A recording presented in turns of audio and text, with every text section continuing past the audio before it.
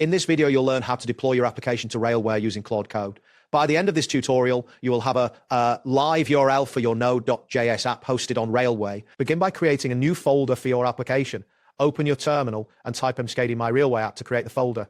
After that, navigate into the folder by entering cd my Railway app. This sets up a dedicated workspace for your project. Next, initialize a new Node.js project by running npm init-y. This command automatically creates a package.json file with default settings. Once that is done, install the Express framework by entering npm install express.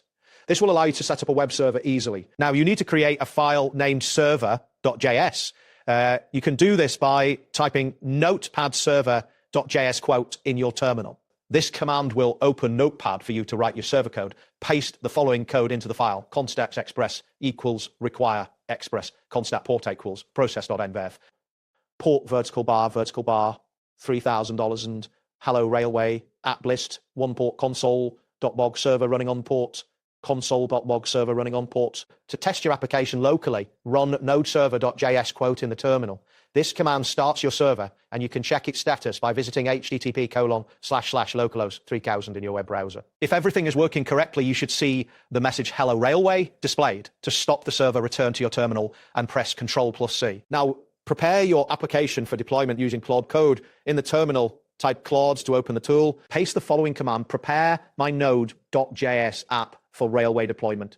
Use process.env port add start script in package.json. After executing this command, Claude will provide you with updated server.json package.json. Once you have applied the suggestions, exit Claude by typing exit. Next, you need to add the start script to your package.json file.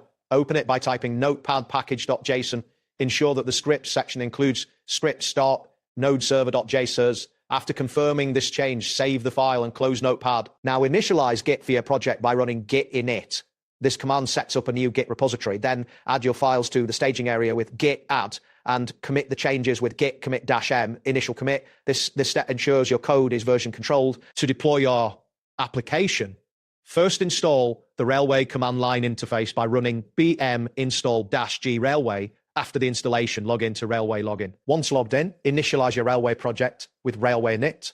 Finally, deploy your application by entering Railway up. After the deployment process completes, you will receive a live URL for your application, similar to https://my-railway-app.up.railway.app. This URL will allow you to access your deployed application on Railway. That wraps up today's guide. Thanks for watching, and catch you in the next tutorial.